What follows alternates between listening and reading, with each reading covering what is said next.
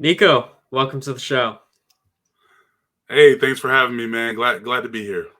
Hey, so glad you're here. You were in the NFL. What was that whole experience like? Honestly, it was a blast, man. It was a dream come true. It's something that you don't get to unless you spend a long time working very, very hard to get there.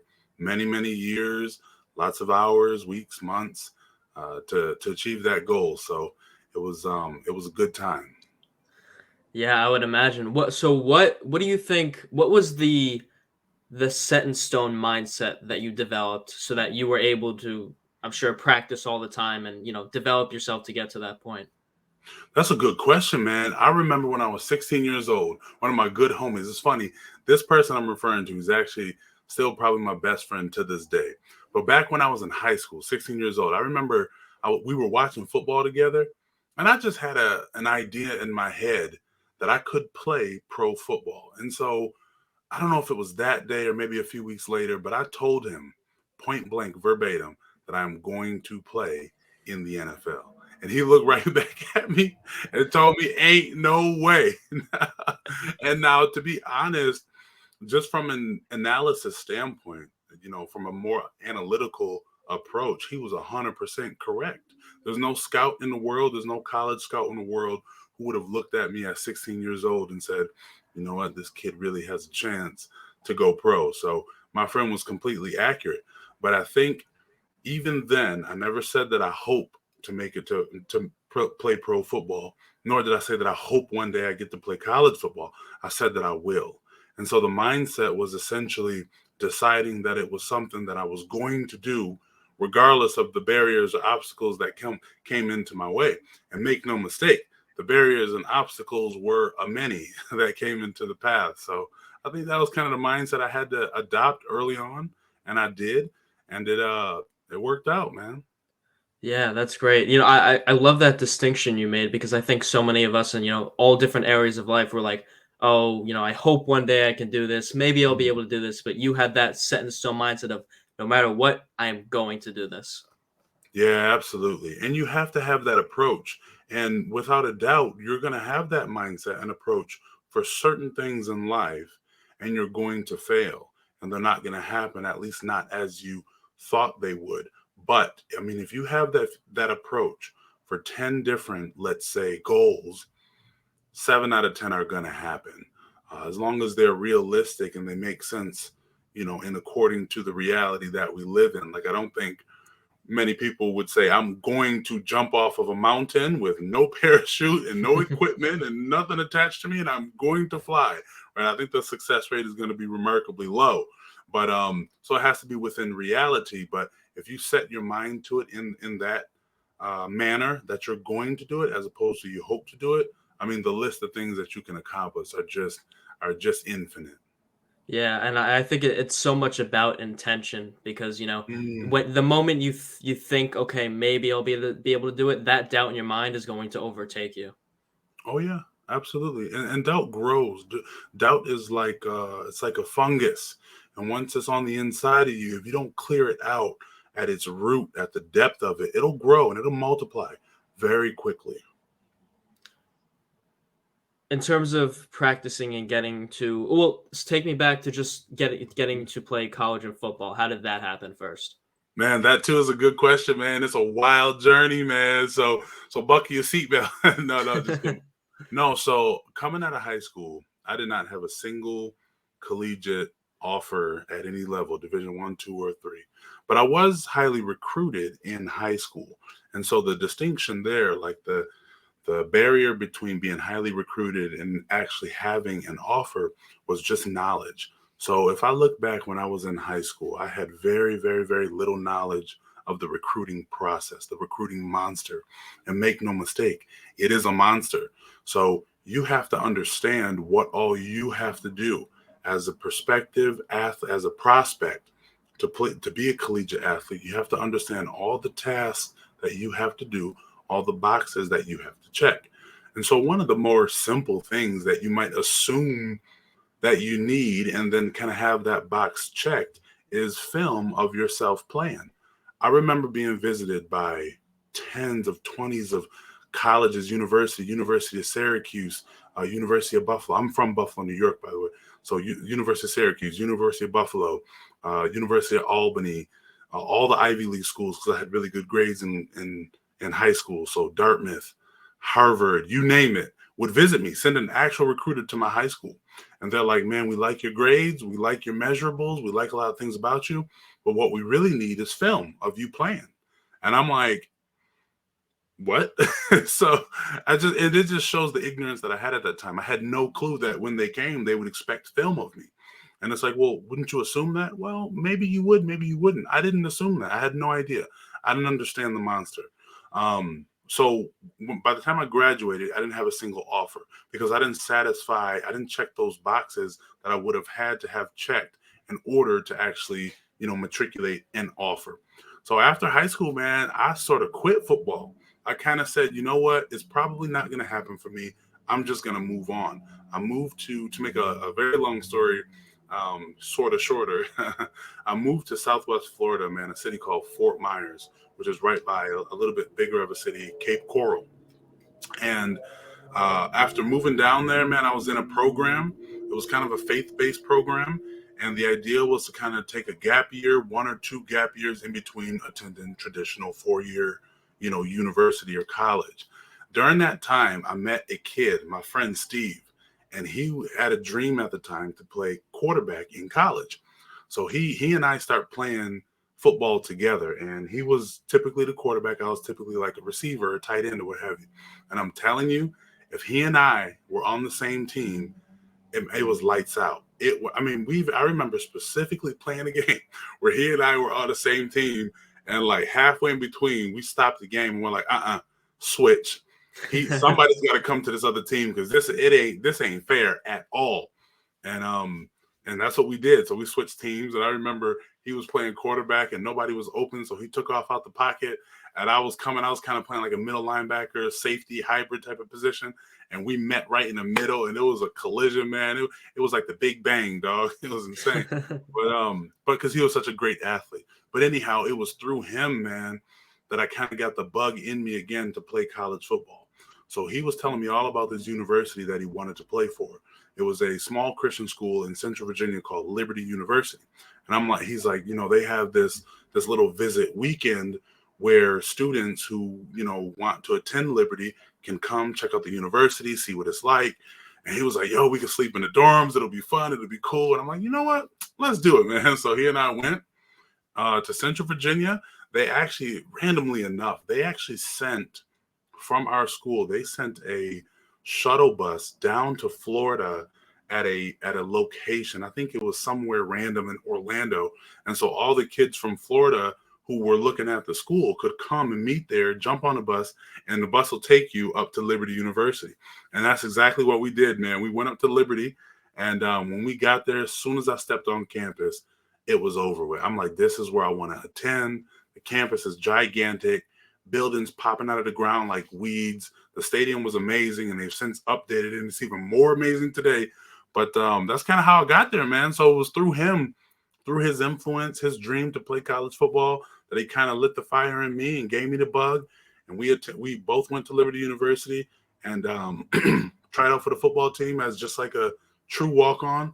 I ended up making the team. Sad story, man. He actually never made the team, and he tried out multiple times. I think like four to 6 times or something like that. But he never ended up making the team, man. But he's still a good friend of mine to this day. Man, that's the power of like the people that you meet, and you never know what's gonna happen. Mm. Because like my question to you now is, do you think you would have even gotten to the level of playing college football if it wasn't for him?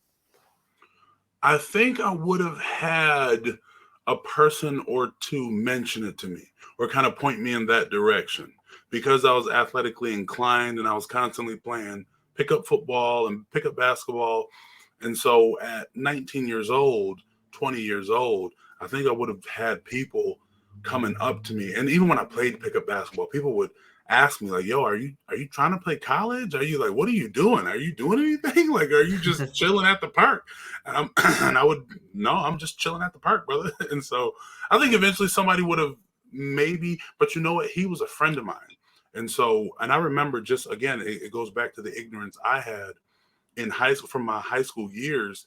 That same friend Steve, he and I used to go to Planet Fitness together in Fort Myers, and a lot of the basic lifts, bench press, squat, he taught me. And I had done them before, just being a high school football player. But our high school football program, not that I'm pointing any fingers, but I'm just saying, our high school football program up here in Buffalo, New York at the time was subpar for even high school, to where you would graduate as a senior and you wouldn't have mastery of basic weight training exercises like squats, bench press, curls, just anything. And so Steve taught me a lot of that stuff. We would go to Planet Fitness together and we would work out. We would practice on the field. I would run routes and he would throw passes, and he had a cannon. He had a rocket. And it's funny, if you get a chance to play college football, before you play, you kind of have an idea of what it's like, an idea of what a good athlete is and who can play at the college level. But then when you actually get there, that idea flips and you realize the amount of high school athletes who can actually compete at the college level, and furthermore, the Division I level it's a very small list of people. But I will say, even after having attended the university I did, played there for 4 years, and even going pro, I will say, although my friend Steve never made the team, he could have been a Division I quarterback. He had that type of pedigree. He had the right size. He's like 6'3", and he had a rocket launcher, and he's a super smart kid. But it just didn't work out that way. But he definitely had the talent and the ability to do so. So shouts out to my boy Steve, man. Yeah, dude. So what was what the transition from college to professional Hmm. in terms of I before we get into how that even happened, in terms of practicing the time you put Hmm. in, was there a huge gap between those two? Yeah, I think if you if you just analytically look at college sports versus professional sports, and you can do the same thing from high school to college as well. But I think with pro, it's much different because the majority of professional players were not just college players, but they were Division I college players, and even furthermore, they were Division I FBS as opposed to FCS, which is a slightly lower tier of Division I football here in the U.S. But there are players from every level in college that make it pro. But I'm just saying the vast majority come from the higher tier of Division I, which is called FBS. So when you take the players that are in the NFL, they're not it's like not only are they college football players, not only are they Division I football players, not only are they the higher level of Division I football players, they're also the very best players, not even on every team. They're the very best players in each conference. That's how steep the competition is at the pro level.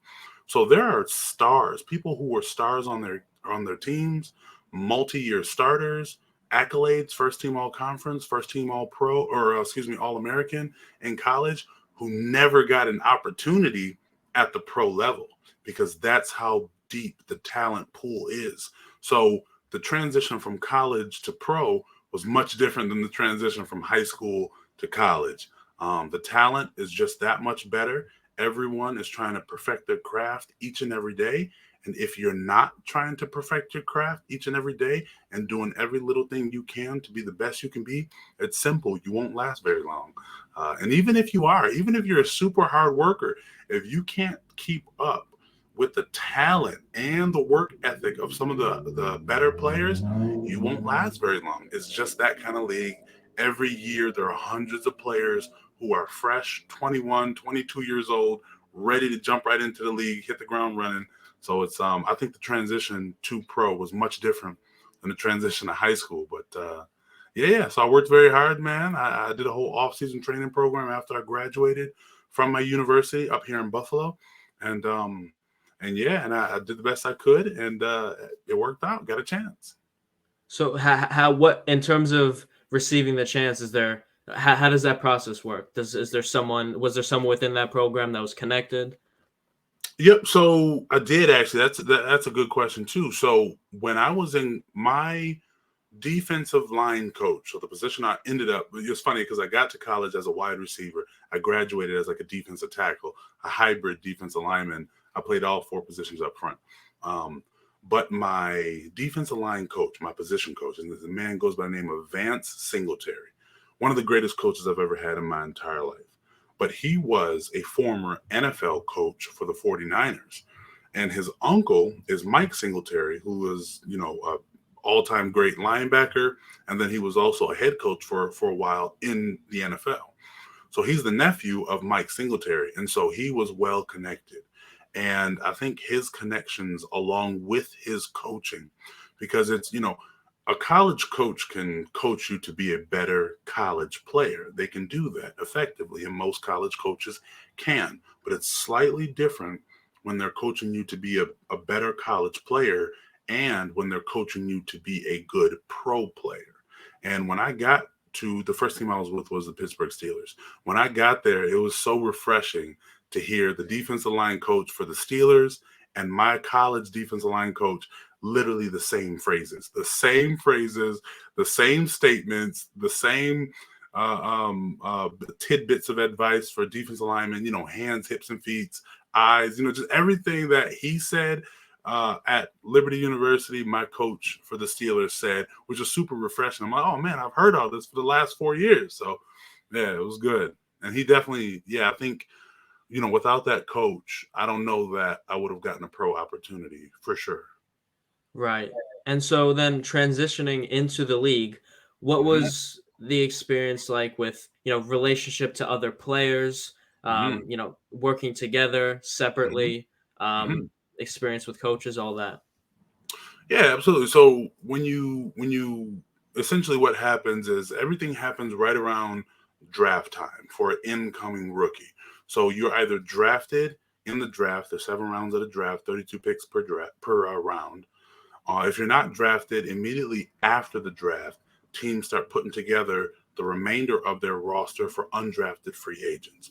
Once you enter once a team signs you by way of the draft or by way of an undrafted free agent contract, they then immediately put you on the phone with whoever the liaison is, and you make arrangements to travel to that city. So I was in Buffalo, and so I only had to travel to Pittsburgh, and I would have drove, but they're like, "Yeah, we'll fly you." So Buffalo is about 3.5, 4 hour drive to Pittsburgh from Buffalo to Pittsburgh, but I flew. They made arrangements, plane ticket. They're like, "This is what you need to bring. This is what you need to pack. Once you're here, you're gonna be here. Like you won't leave until around like training camp time. So just be ready, pack your stuff." We'll have workout clothes, obviously, all the equipment, everything you need in that regard, we'll have. But just your personal items or what have you. And just like that, man, and we were off. So the plane, my flight was maybe 3 days after the end of the draft was my flight, and I flew to Pittsburgh, and they had like everything set up as far as you have a very one of the things I tell people is that playing pro football, it's just a job. It's obviously is one of the greatest jobs on the planet, but at the end of the day, it's a job. So you have to do like W-2 information. You have to give your name. You have to sign up with all your tax information. You have to do all the medical stuff. Anything you would do when you're getting hired for a regular job, it's the same thing. So they have it all set up for you. And then obviously with it being pro sports, they have a lot of media stuff set up for you. So sometimes you'll have interviews, you'll get a tour of the facility, you'll get a tour sometimes of the city. We got a tour of the city. We went to the what is it? The Heinz. Well, obviously the Heinz Field, but then also the Heinz Museum. And they talked all about the history of Heinz and the ketchup, and so it was really cool. It was a really cool once in a lifetime opportunity, man. I wish I either had somebody recording somebody recording basically my life like a vlog, or if I had a GoPro attached to my head just to relive it, man. It was the coolest thing I've ever experienced. Right. What was did you have mostly good relationships with all your teammates? Yes. Okay. Yeah, I did. So, it's interesting because you are competing. And when you come in as a rookie, I was a defensive lineman. So all those defensive linemen who are already on the roster, who are already on the team, essentially, I am there to take their job or to take a slice of their pie. And so if in a game they get 85 defensive snaps as a defensive lineman, I'm here to see if I can snatch 15 of them. Maybe I can snatch 30. hey, eventually I might snatch the whole 85.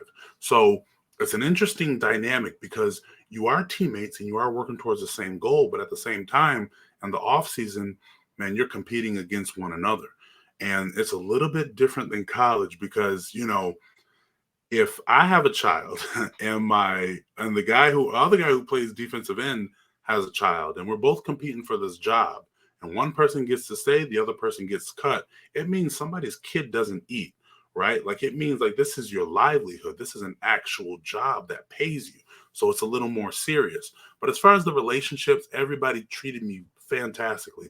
As far as the other rookies, I got along so well with the other rookies, man. We were always kicking it, having a good time. I came in with the highest draft pick that year was Bud Dupree, who's still in the league. I forget who he plays for now, but I know he's still in the NFL. He was a first round draft pick. He was our first round draft pick that season. So I mean, and he and I, people you would say he and I looked alike because we were the same height, 6'5", and then we both had dreadlocks, and so kind of the same build. I was a little heavier than he was.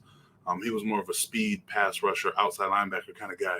But yeah, man. So I got along really well with all the rookies, all the people who were already on the team. We got along well as well. But there was that underlying understanding that, like, you know, I'm already on this team and I'm trying to keep my job.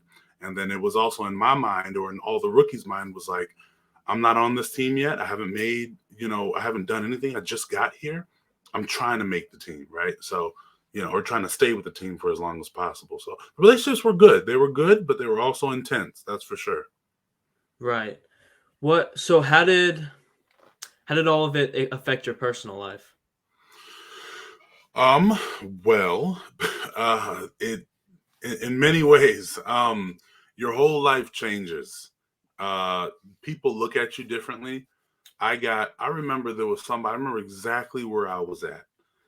I was at a gas station filling up my car. I was in Buffalo. It was the day after I had signed with the Steelers, and I got a call from somebody, a relative, a close relative who I hadn't spoken to in probably 5 to 7 years. And they Mm. weren't asking for anything. They weren't like, oh, you're rich now, send me money, whatever.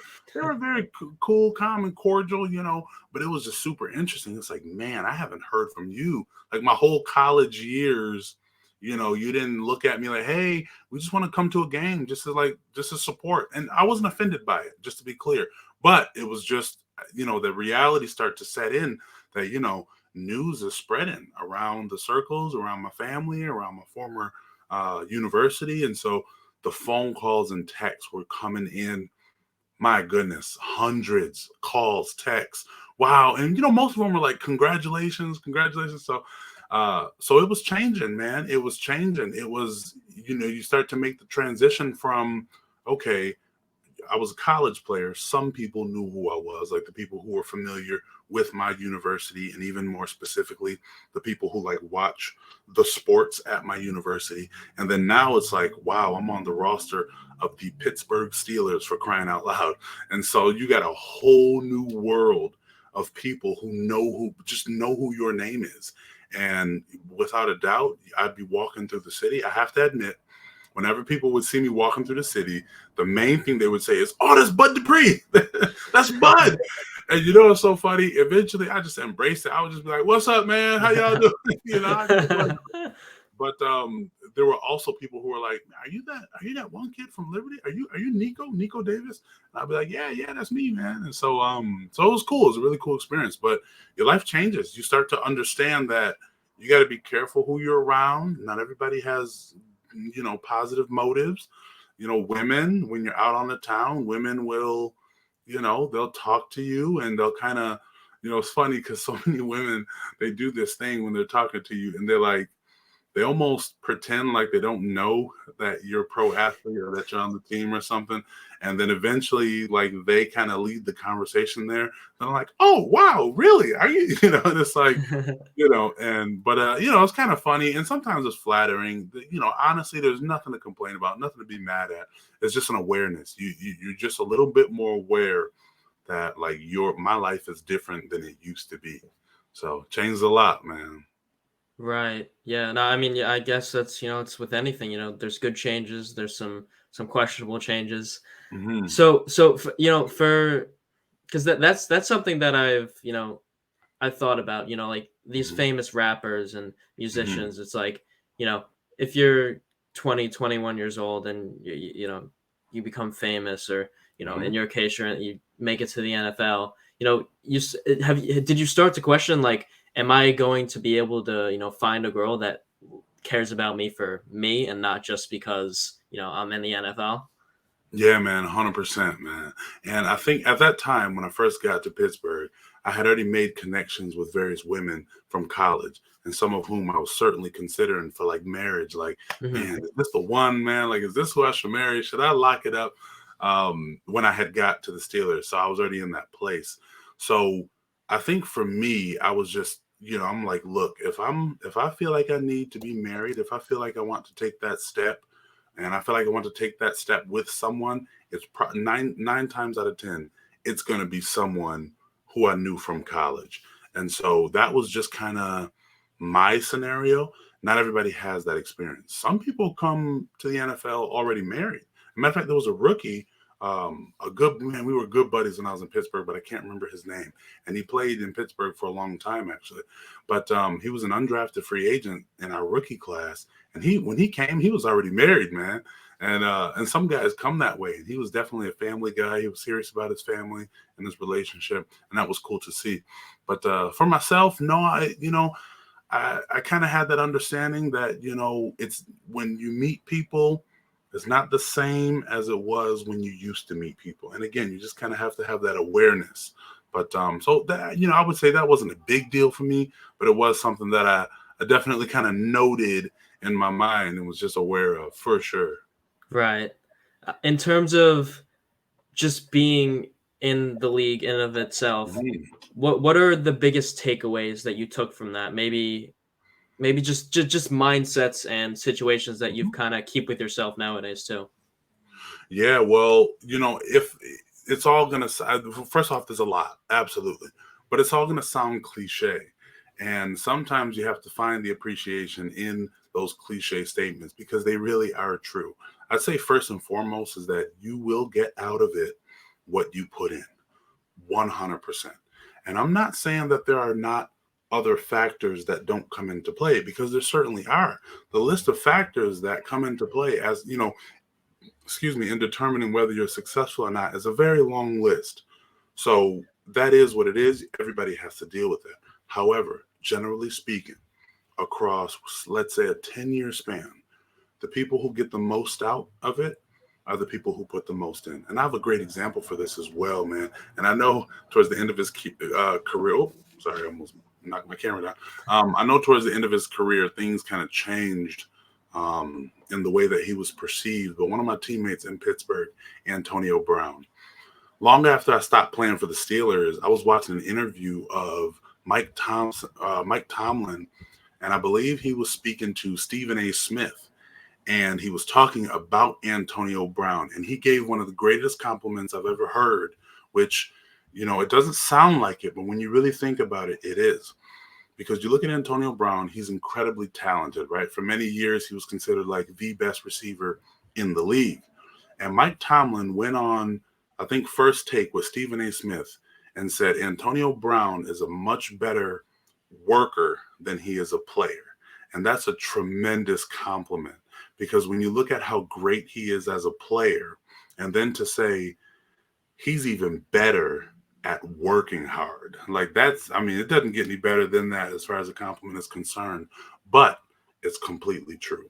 And I can tell you specifically, I remember specifically, there were moments in practice and training camp where we're running around, we're working so hard, I'm ready to throw up. People are just, exhausted. And this dude is on the other field running gassers the width of the field back and forth and back and forth. And it's not like he's running two or three and hanging it up. No, this dude is running 14, 15 gassers back and forth on the width of the field in the middle of practice, in the middle of training camp, which, you can't fake that. You can't, you can show up early to the weight room and do a little something to make it seem like you're working hard. Those half gassers during training camp in August during the middle of practice, full equipment, you can't fake it. Either you're training and you're ready to do that, or you're not. So you get out of it what you put in. The hardest workers are going to rise to the top always, even above the more talented folks. And obviously, if you have someone who's super talented and works extremely hard, that's called a first team All Pro, right there. That's an Aaron Donald for you, right? That's when talent meets hard work, and they have that perfect union. But so I'd say that's the number one thing. Another lesson I might draw from it is what Mike Tomlin used to. Mike Tomlin's an interesting guy, man. He would come into our team meeting every day, and he would say the exact same things. And he was like a cartoon character. He actually used to wear the same outfit, and I'm sure he had like 5 different sets of gray sweatpants, but he would wear gray sweatpants, black shoes, black shirt, black hat every single day without fail. And he will come into our team meetings and he'll say the same thing every single day without fail. And one of the things he used to say, which I really love this message because it applies to all facets of life, he used to say, physical conditioning precedes any and everything else. And in football, so he means that literally, like you've got to be physically, like you got to be able to run for a long time before you can be a good receiver, before you can be a good linebacker. You got to be able to just get on a track and jog like forever, right? So, and he was correct about that. But so, how does that play into the rest of your life? Are you ready? Are you conditioned for longevity?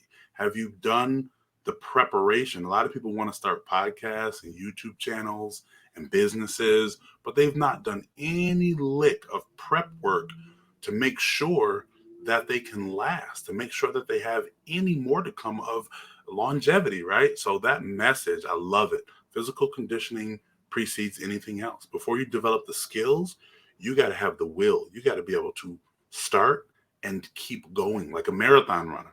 Start and keep going. So, yeah, those are the biggest lessons I learned, man, for sure. Oh, those are great. And Yeah. yeah, a friend of mine, he made a point about, the harder worker is going to outwork the guy who has the most talent. But Yep. now, if the guy has the most talent and he works as hard, but it's just a hard worker, the guy with the talent is probably gonna win, right? But if you're just talented something, but Mm-hmm. there's somebody who's working this much harder than you, Oh, yeah. they're gonna beat you Mm-hmm. Every time. Every time. because like you said, it's a longevity thing. Like if I'm good at something, but I can't do it for more than 5 minutes. Like after 5 Mm-hmm. minutes, I'm like, all right, I'll just do something else now. Mm-hmm. That's where the distractions come into place. I know, Absolutely. especially people my age. Everyone's so distracted. It's like, all right, I want to focus and I want to get this done. But Mm-hmm. someone texted me. So someone texted me on Instagram. I need to look at this for the Yep. next 30 minutes. Yep. Absolutely, man. After the league, you became a police officer, right? Yes, I did. Yeah. What was the motivating factor for that? It was my younger brother, man. We I was just after I got done playing, I had moved back to my hometown, which is Buffalo, New York, and I was just working, just living. I had a daughter at the time, and I still do. So, but I had a young daughter, and so I was just living, working, raising my daughter, and I just the what they do is they make an announcement that they're hiring for police officers, and in our city we do what we call a civil service exam.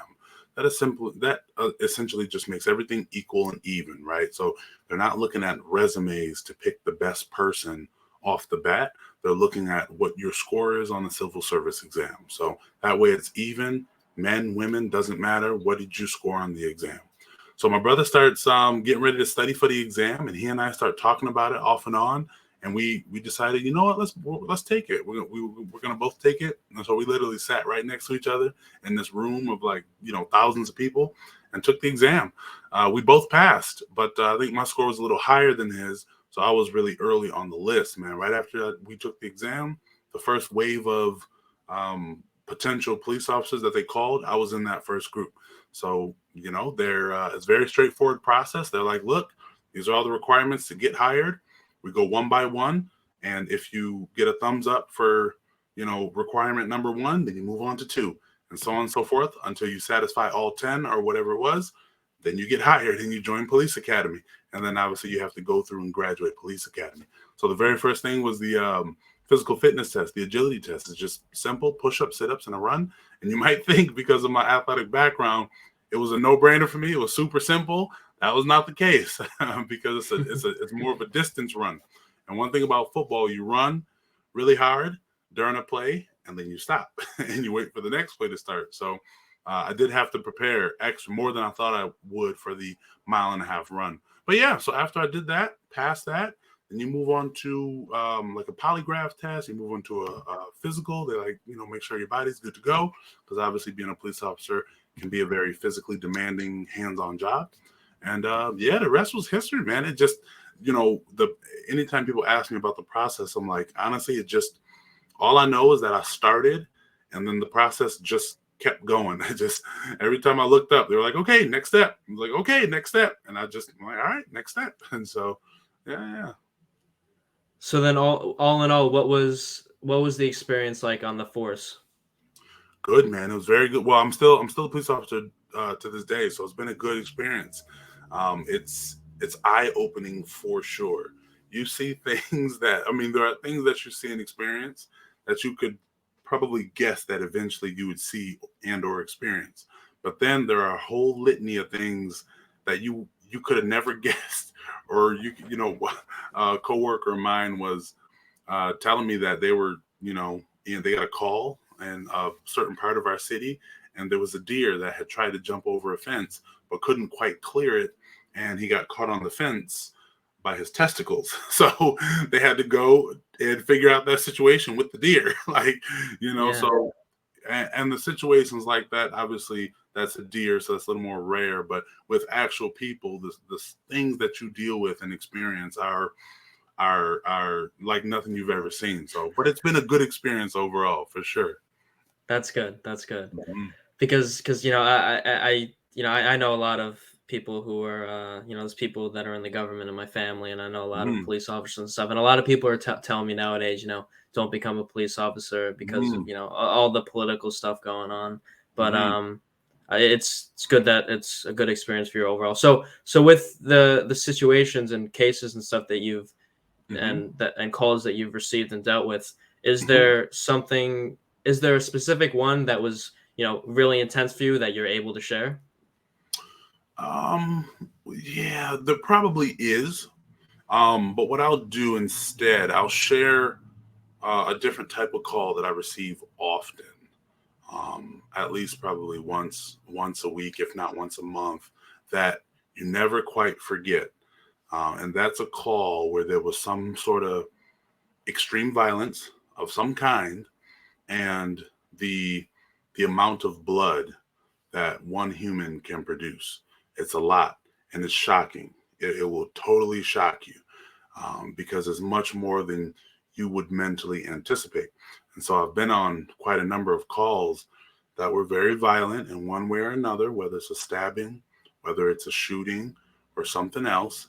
And and the reason I mention that specifically is if there's anybody who's considering becoming a police officer, just understand up front there are moments, there are images and things you will see that you won't be able to forget. And so you must have a solid base of people around you, whether it's a community, whether it's a church you attend, whether it's your family, and you have to be able to detach from what you see and experience at work. But for sure, for me, one of the images that's painted in my mind is different scenes that I've walked up. And by the way, these scenes vary. Sometimes you walk up and there's a ton of blood and there's no people, and you're like, what happened? Who's bleeding? Right? Because the person is like gone, like they took off to go to the hospital, or maybe they ran away. They thought they were going to get in trouble, and so you're like, what happened?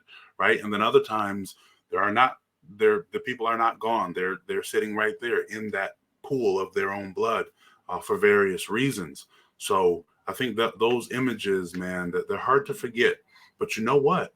You can take steps so that even though you remember them, they don't haunt you. And so I can say that of all the things that I remember, nothing haunts me. Nothing keeps me up at night. I sleep like a rock. I snore very loud, but no, that's because I don't allow it to. I'm very proactive about my mind, about my psyche, and just making sure everything is good, everything is squared away. So yeah, man. That's a, that's I'm sure, I mean, that's a journey to get to that Mhm, point, I'm sure, because and mhm, applying that to, every other aspect of life, any sort of, trauma you go through, whether it was when you were a child or, a situation that you had, it's like people we so often, hold on to things, but being able mhm, to let go it's a process. mhm. Totally, absolutely. Yep. So moving into the public interviews, why'd you want to start doing those? It's interesting. So I wanted to be a content creator of sorts since I was in college. In college, I was talking to a young lady who was super into like YouTube. She knew different people, the families, and whatnot. And through her influence, I kind of said, "Man, YouTube is not just for like sports highlights, man. Like these people do it as a career. They record themselves. They're like doing this thing called vlogging. I guess it's like blogging, but with a video. And so I'm learning these things. And initially I thought it was super weird. She used to watch a really at the time they were super famous, a family on YouTube. They were called the Shaytards, and the Shaytards they would just record themselves and record their family. And I'm like, why are you just watching these people live? Just like a dad, a mom, a 5-year-old, a 4-year-old, and they're just recording their lives. And you are sitting here just like watching it, incessantly. It's like, what is going on? But, what I realized is, that form of new media that was going to take over, and it has. YouTube is not going anywhere. It's only growing. And if you ever listen to a Mr. Beast interview or some of these higher creators, they'll tell you, look, it's only growing, it's only getting bigger, man. They're inventing and implementing new things every day to make sure that they're not going anywhere. So, but anyway, so through her influence, I wanted to be a content creator, a YouTuber, a TikToker, just an online video creator. And I put it off for years. I put it off, didn't think I had what it took, didn't think I would ever be successful at it. And so I just put it off and put it off like many of us do. Eventually I got to a point where I said, no, this is what I want to do. This is what I've wanted to do for a long time. And so this is what I'm going to do. And so I just took the leap, man. And you look at it's funny, if you interview Floyd Mayweather about his boxing style, it's very unique, but at the same time, all it really is it's the combination of all the greats that he studied and watched. So he's taken a little bit from Roy Jones, he's taken a little bit from Manny Pacquiao, he's taken a little bit from all the guys who came before him, his own father, and messed it up into one, and that's his style. So that's kind of how I look at myself as a content creator. I essentially just I have a list of my favorite creators, and I try and just take a little bit of something from each one of them. And one of the things that I've seen a lot of on TikTok and Instagram are these on the street interviews, and I love them because it's an impromptu conversation. You get somebody talking about themselves, their feelings, or something, and it's very entertaining. So I'm like, you know what? I think that's something that I could do. The barrier of entry is really low, right? You don't have to have a ton of videography skills. You don't have to have a ton of knowledge about cameras and lights and settings to actually start and do this. So because the barrier of entry was so low as far as the learning curve, I said, you know what? Let me jump right in. Let me try it. And it was Halloween. It was Halloween weekend of this past year, 2022, where I started. And man, the rest is history. So I've had some videos from that night, from Halloween, go crazy viral on all the socials. And I've recorded so many days since then, and now the only thing holding me back is the time it takes to edit. So Yeah. yeah, that's kind of what got me started. How much fun do you have doing those interviews or just talking to people? Oh man, I really love it, man. I really do, and it's part of the reason why I did interviews in addition to, seeing other creators do it, and the barrier of entry being really low is that. And you can probably tell from this conversation thus far, but dude, I'm a conversationalist, man. I love talking to people, and I think all the cultural things that need to be corrected or adjusted, or there needs to be mutual understanding on opposing sides, you will not get there without a conversation at the bare minimum, right? It's what is needed to be had. And the same thing is true on the micro level. Like if you're in a marriage and you're in the same household, you will not resolve conflict without speaking to one another, without communicating, without having a conversation. So essentially that's my goal, is to just meet people on the street, complete and total random strangers, and just have a conversation about whatever. And sometimes the conversations are a little more little, mild to wild. So it depends on the night. But yeah, man. What is the most funniest and then the most informative experience that you've had talking to someone in one of the interviews? Sure. So the most informative, a recent interview that I haven't posted this yet, so you're getting an exclusive here, man. But no, I was in Washington D.C. I went to the Lincoln Memorial, and I was asking people who the best and who the worst presidents that we've ever had was. I set up my camera, set up my whole deal. The very first guy that I interviewed, who did he say? Teddy Roosevelt, Theodore Roosevelt. He's like, oh, that's easy, Teddy Roosevelt. And so he starts to go on to the reasons why. And I'm thinking to myself, like, dang, this dude knows a whole lot. He's knowledgeable. And he's like, as a matter of fact, I have a tattoo of him on my forearm. And I'm like, wait, what? I was just totally shocked. And again, I just asked him because he was standing there. And surely enough, he had a tattoo.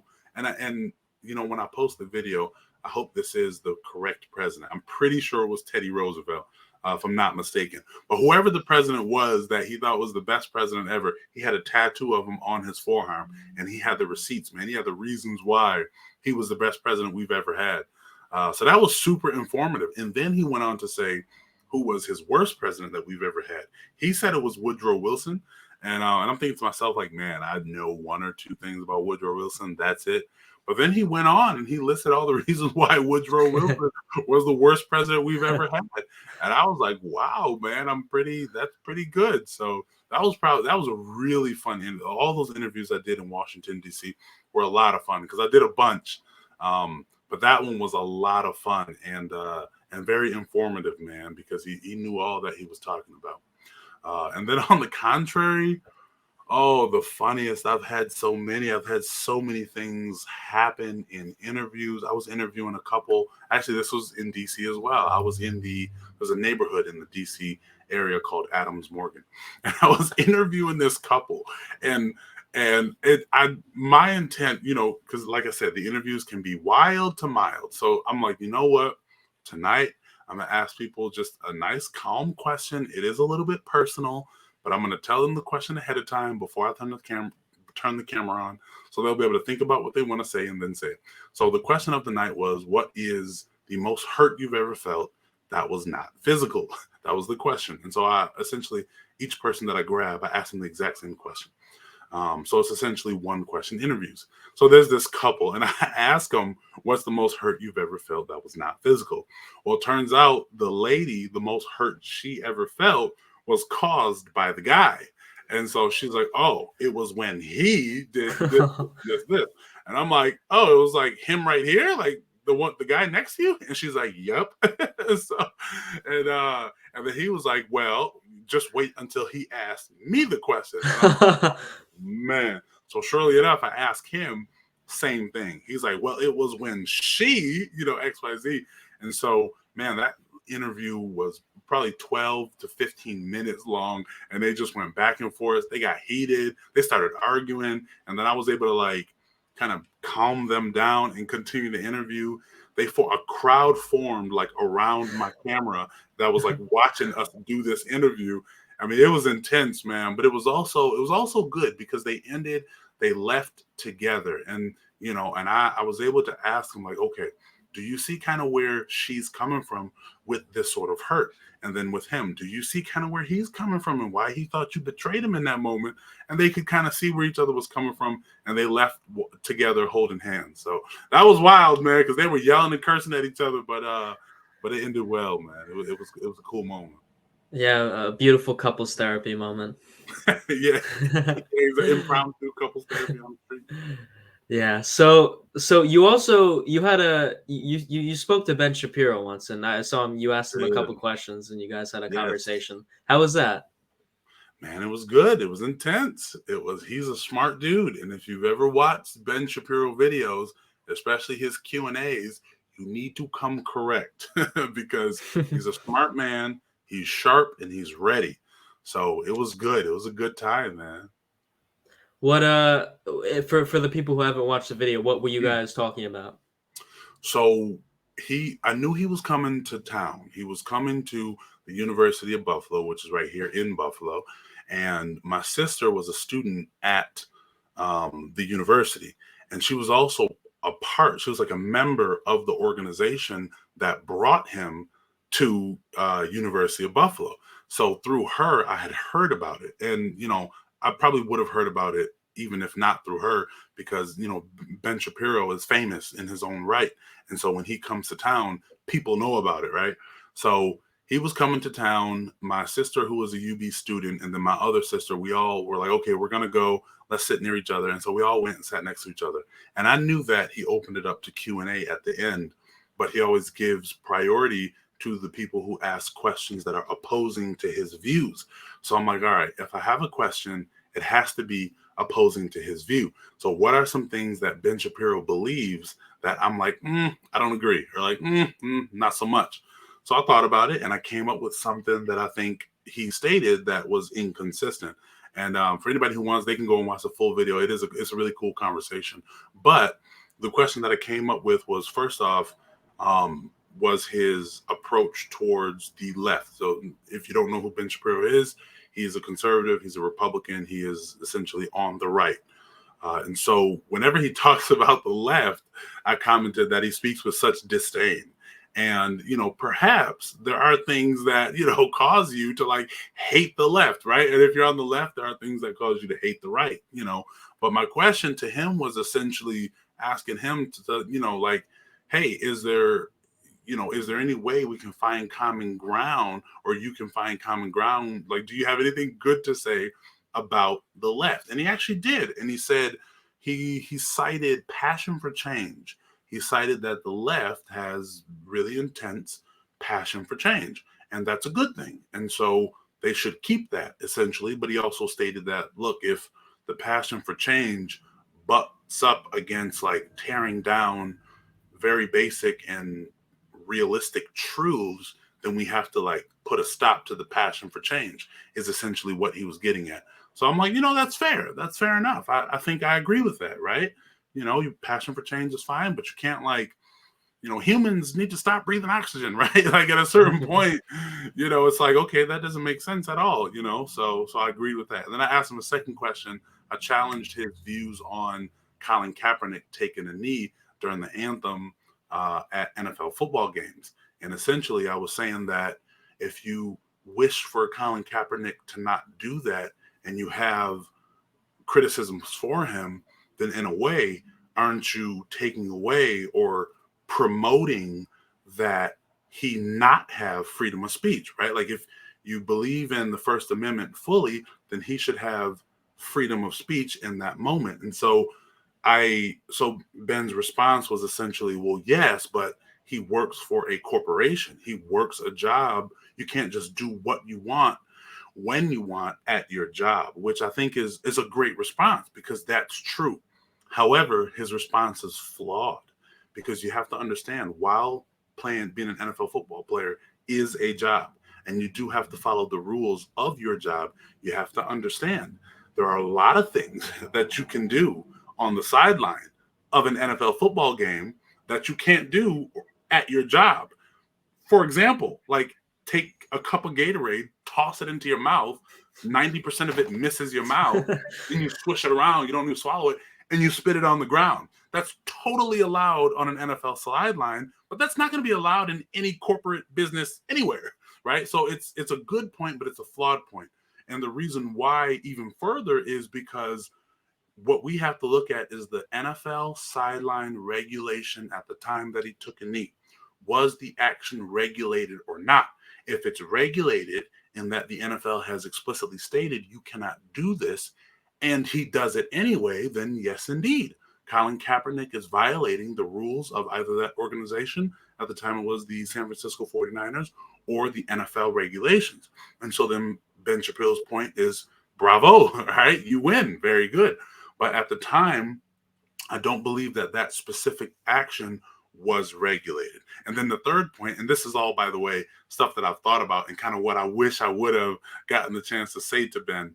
And the third point is that you have to understand that a a political display is in the same it's under the same umbrella as a religious display. And if you say, for example, that players are not allowed to take a knee during the anthem for whatever reason, and in Colin Kaepernick's case it was a political display, you also have to say that people cannot do religious demonstrations at that time either. And it's customary for players, myself included, to pray during that time, to bow their head, put their hands in a prayer symbol. So you have to get both essentially. Now, I'm not promoting the notion that players shouldn't be allowed to pray on the sideline, right? That's not what I'm saying. All I'm saying is that if you say Colin Kaepernick cannot execute this political display, then he also, or a player also, cannot do a religious display as well. Tim Tebow is one. He would always take a knee. He would have John 3:16 on his face, which, again, to be clear, I'm not being critical of him. I'm just being critical of the consistency there, right? If you have a rule, you got to be consistent. You can't just say, well, we like prayer, but we don't like kneeling during the anthem, so therefore you can pray and you can't kneel, right? Like, you can't do that. So, but yeah. So it was a good conversation, man. But it didn't get heated really. We kind of went back and forth a little bit. I challenged some things that he said. He challenged some things that I said, and it was smooth. It was good. Right. No, that's what I loved so much about watching you guys go back and forth with each other was there was always this mutual respect thing of like, yeah, you're challenging his views, but like he's respectfully answering you. You guys are Mhm. diving into it deeply. And because you see with a lot of, you know, a lot of people in the political space, a lot of Mhm. people are screaming at each other, arguing, not coming from a standpoint of like, all right, let's just have a conversation and be Mhm. respectful to one another. So I Yeah. thought that was great. Yeah, man. I'm glad you did. Yeah. So, Nico, I really appreciate you coming on today. Yeah, dude. Yo, thanks for having me, man. This was a really good time. It was a pleasure to discuss. Hey, where can people check you out?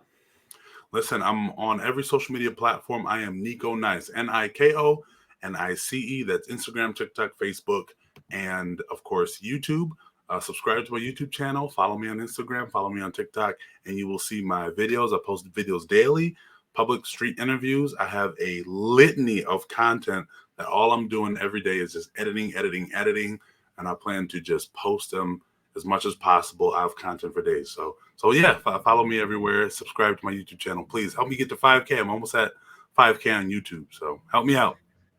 All right, awesome. We'll catch you guys in the next one. Peace.